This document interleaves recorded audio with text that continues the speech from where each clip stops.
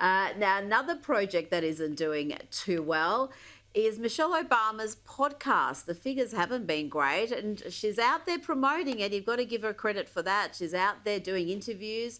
And in this one, she's asked about her political ambitions. When people ask me would I ever run, the answer is no. I mean, then if you ask me that, then you have absolutely no idea the sacrifice that your kids make when your parents are in that role. I think we've done enough. Question asked and answered. Never going to happen. Alex, the Obamas have done enough. I think we can agree with that.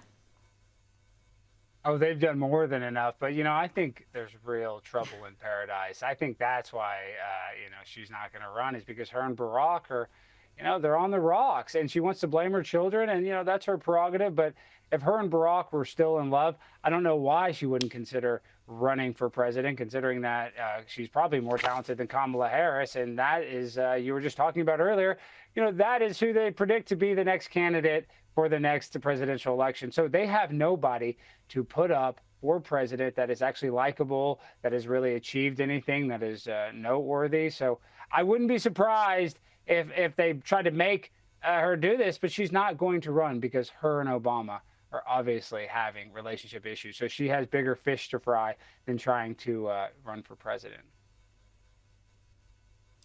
And that podcast, you are familiar with the medium. You would have participated in many successful podcasts. What would you advise her if you were her producer? How would you improve it? Because thus far it has been not exactly been compelling, and it hasn't been pulling in the figures. I mean, if you want my honest opinion, how does she make a successful podcast? It'd be easy. Just say she loves Donald Trump. If she became conservative, it would be the #1 podcast. If she started talking like, oh, I love Trump, everybody would have to go listen to it. So I'm just saying, if she wants numbers, she wants views, she should do the opposite of what we expected. She should become, she should be, a big Trump supporter, a Trump podcast. Think about the numbers that would do, Rita. You know what? You're onto something. She doesn't even have to go that far. If she just deviates on one issue from the leftist group thing, it can be anything. It could be men in women's sport. It could be net zero craziness. It could be any number of policies. If she just took one of those and took a contrary position to the left, it would have a huge reaction. Now, before you go, I've got to ask you about the Venezuelan gangbangers being sent back to their home country. Despite the fact that we've got activist judges, some of them appointed by Barack Obama, like Judge Patricia Millett, who are frustrating the efforts of the Trump administration to deport these gangbangers. This judge has even said, Alex, that these prisoners are being treated worse than Nazis. What's your response to that?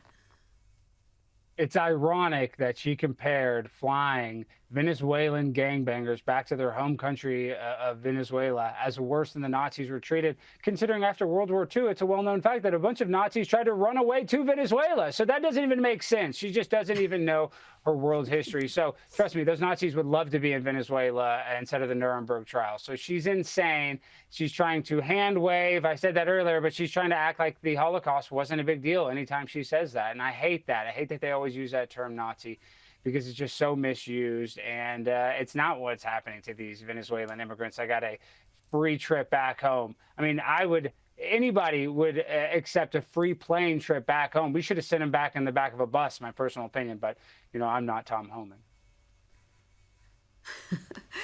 Alex Stein, thank you so much for your time tonight. Thank you, Rita. Always a pleasure.